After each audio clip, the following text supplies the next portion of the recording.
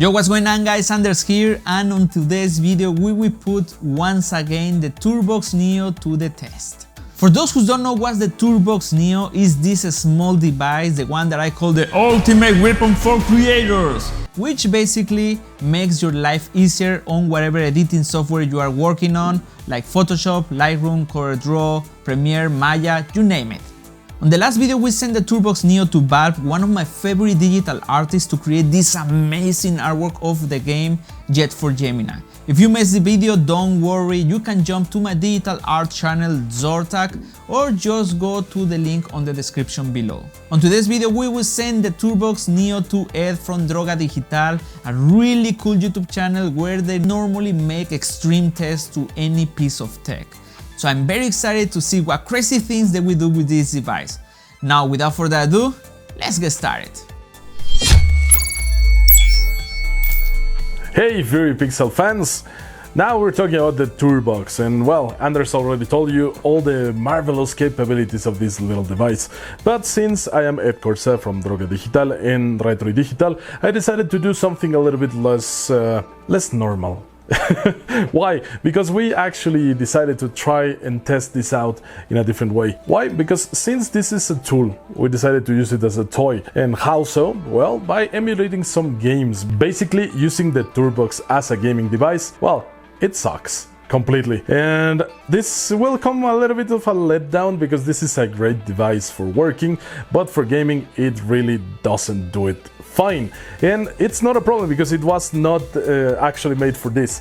It's even impressive that it can do it. And basically the only issue that it has is that it's not an X input device like an Xbox controller. So basically we're mapping all the functions to the keys like if it was a keyboard, and there are a couple of things that don't work fine for video games. For example, the thing that the TourBox cannot really process several inputs at once when you're trying to use it for gaming, make it a little bit useless, because for example when you're having a game you want to input several things at once. For example, if you're playing a Mario game, you want to press B button to run, and then you need to jump and you need to press right and left and whatever. You can map it, it will work, and we actually tried it with some Super Nintendo emulation software and it was fun. I can tell you, I died like 100 times, but still, until I got used to, I could actually play with it.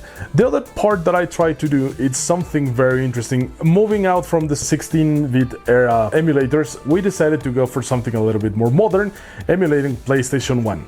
Yeah, I'm kind of a retro guy, if you can tell. Well, what we did is to emulate PlayStation, and we were trying to use this as a racing controller. Why? Because back in the day, Namco had something called the Joy-Con that actually had an analog kind of steering wheel, like the wheels that we have in this TourBox. I tried to emulate it.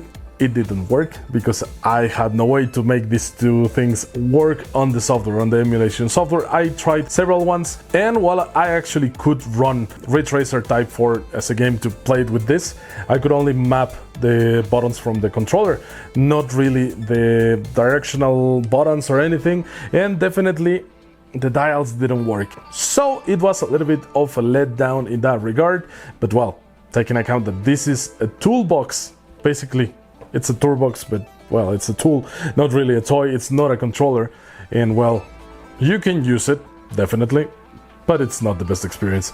So let's keep this little device for what it was made, that it's actually have an amazing experience while you're editing either audio, video or images, because for that, it actually does it great. And that's all for today's video, my friends. If you like it, don't forget to give that thumbs up, share, subscribe, and smash that notifications bell. On that way you won't miss any of our future videos and content. This is Anders. See you next time.